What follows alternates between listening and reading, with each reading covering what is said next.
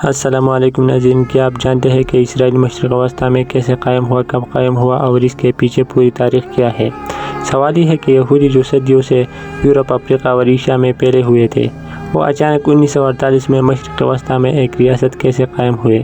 اس سے پہلے وہاں کون رہتا تھا؟ یہ کہانی محض چند سالوں کی نہیں بلکہ صدیوں پر محیط ایک خواب، جبر، سیاست اور جنگ کی۔ ہم آپ کو لے چلتے ہیں 3000 سال، جب اس سرزمین پر کوئی مسلمان نہیں تھا، کوئی عیسائی نہیں تھا، بلکہ یہاں حکومت تھی حضرت داؤد علیہ السلام اور حضرت سلیمان علیہ السلام جیسے پیغمبروں کی۔ تاریخی اعتبار سے جیریکو اور بیت المقدس، یروشلم، یہ سرزمین جسے فلسطین کہا جاتا ہے، ابراہیم علیہ السلام کی اولاد کا مسکن رہی ہے۔ بنی اسرائیل یہاں صدیوں آباد تھے، لیکن پھر رومی سلطنت کے حملوں نے انہیں منتشر کر دیا۔ جب 70ویں عیسوی میں رومی نے بیت المقدس کو تباہ کیا تو یہودیوں کو ایک بہت بڑا تعداد وہاں سے نکلنے پر مجبور ہو گئی۔ یہ وہ وقت تھا کہ جسے جلاوطنی کہا جاتا ہے۔ اس کے بعد یہودی یورپ، روس، جرمنی، پولینڈ اور شمالی افریقہ، مراکش، مصر، عراق میں پھیل گئی۔ ان کے مذہبی عقائد میں ایک دن وعدہ کی گئی سرزمین پرومس لینڈ پر واپس لوٹنے کا تصور تھا۔ صدیوں تک ایک مذہبی خواہش تھی، مگر 19ویں صدی کے آخر میں اس نے سیاسی رنگ لینا شروع کر دیا۔ یورپ میں یہودیوں پر ہونے والا مظالم، خاص طور پر روس میں ہونے والے مظالم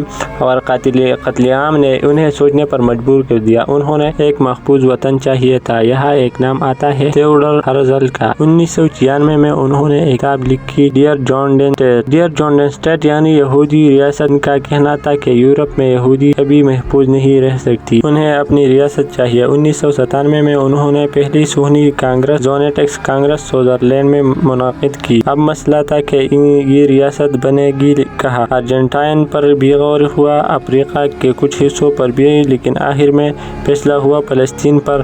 کیوں فلسطین پر ہوا؟ کیونکہ ان کا مذہبی اور تاریخی ورثہ اسی سرزمین سے جڑا تھا۔ پہلی جنگ عظیم نے پورے خطے کی قسمت بدل دی۔ عثمانی سلطنت جو صدیوں تک فلسطین پر حکمران تھی، جنگ ہار گئی، سلطنت ٹوٹ گئی۔ اب فلسطین پر قابض ہوئے انگریز۔ بالغور اسلامیہ بلفور ڈکلیریشن 1917 میں برطانوی کے وزیر خارجہ آرتھر جیمز بلفور نے یہودیوں کے ایک نمائندے کو خط لکھا۔ اس میں کہا گیا کہ برطانوی حکومت فلسطین میں یہودیوں کے لیے قومی وطن، نیشن ہوم کے قیام کو حق سمجھتی ہے۔ یہ ایک ایسا وعدہ تھا جس نے علاقے کے آبادی کو نظر انداز کر دیا۔ اس وقت فلسطین میں عرب، مسلمان اور عیسائی آباد تھے اور یہودی صرف 6 سے 8% تھے۔ انگریزوں نے اس اعلامیے کو لیگ آف نیشن سے منظور کروا لیا اور انہیں فلسطین پر مینڈیٹ مل گیا، یعنی انہیں یہ علاقہ سنبھالنے کا حق مل گیا۔ انگریز دور میں یہودیوں کی ہجرت کے 2 بڑے دائرے آئے۔ 1919 سے 1923 کے درمیان زیادہ تر روس اور پولینڈ سے یہودی آئے۔ 1930 کی دہائی میں جب جرمنی میں ہٹلر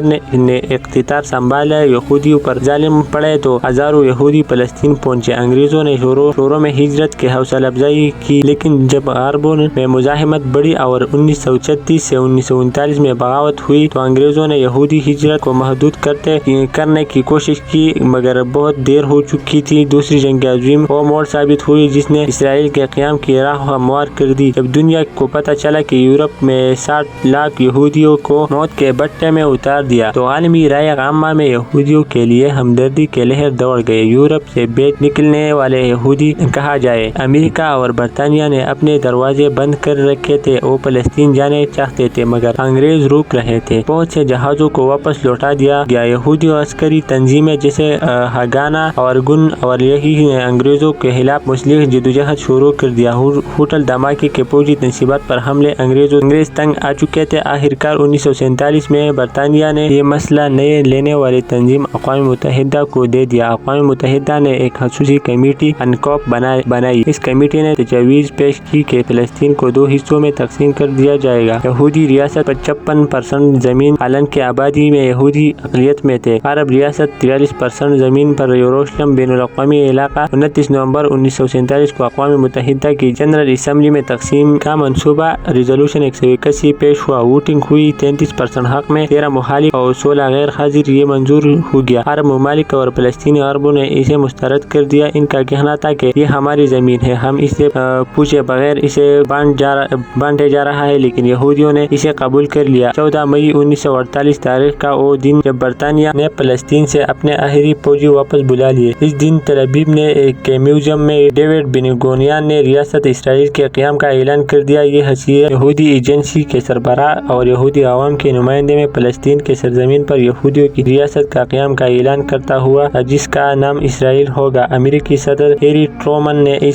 اسی روز اسرائیل کو تسلیم کر لیا۔ سوویت یونین نے بھی جلد تسلیم کر لیا، لیکن اس کے اگلے ہی دن 15 مئی 1948 کو عرب ممالک کا اتحاد مصر، اردن، جارڈن، شام، لبنان اور عراق نے اسرائیل پر حملہ کر دیا۔ یہ 1948 کی عرب اسرائیل جنگ تھی، جس اسرائیل جنگ آزادی وار آف انڈیپینڈنس اور فلسطینی النکبہ یعنی عظیم تباہی کہتے ہیں۔ یہ جنگ تقریباً 1 سال چلی۔ اسرائیلی افواج کو کئی ممالک سے اسلحہ مل رہا تھا، تو اس نے عرب افواج کو شکست دی۔ جنگ بندی 1949 میں ہوئی اور اسرائیل نے اقوام متحدہ کو تقسیم سے زیادہ علاقہ پر قبضہ کر لیا۔ مغربی یروشلم پر اسرائیل کا قبضہ، غزہ پر مصر کا اور مغربی کنارے پر اردن کا قبضہ آ گیا۔ جس جنگ میں تقریباً 7 لاکھ فلسطینی عرب اپنے گھر بار چھوڑنے پر مجبور ہو گئے۔ وہ پڑوسی عرب ممالک میں پناہ گزین بن گئے۔ آج تک یہ مسئلہ حل نہیں ہوا۔ اب سوال یہ ہے کہ اس نئی ریاست میں آبادی کہاں سے آئی؟ 1948 میں اسرائیل کو آبادی صرف 8 لاکھ کے قریب، آج یہ 90 لاکھ سے زیادہ ہے۔ یہ اضافہ کہاں سے ہوا؟ عراق، یمن، مصر، شام، لیبیا اور مراکش میں صدیوں سے یہودی آباد تھے۔ 1948 کے بعد ان ممالک میں یہودیوں پر ظلم بڑھے۔ عراق 1941 میں بغداد میں پرسود کے نام سے یہودیوں کا قتل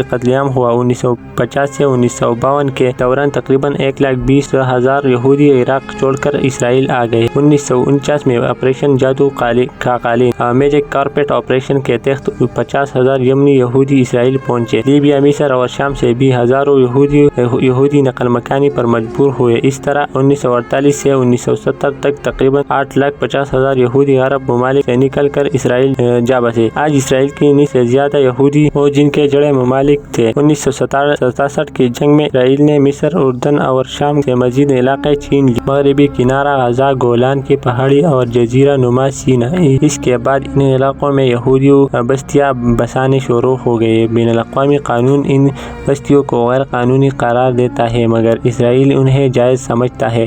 ناظرین، آج کا اسرائیل ایک جدید معاشی اور فوجی طاقت ہے، مگر یہ اپنے پڑوسیوں کے ساتھ امن سے نہیں رہ سکا۔ فلسطین مسئلہ آج بھی حل نہیں ہوا۔ غزہ کے پٹی اور مغربی کنارہ میں کشیدگی روز کا معمول ہے اور ابھی ایران کے ساتھ بھی جنگ چل رہی ہے۔ آپ لوگوں کو یہ ویڈیو کیسی لگی کمنٹ سیکشن میں ضرور بتائیے گا اور میرا چینل سبسکرائب کرنا مت بھولیے گا۔ ہڈن ہسٹری کے ساتھ وقت گزارنے کا شکریہ۔ اگلی ویڈیو تک اللہ حافظ۔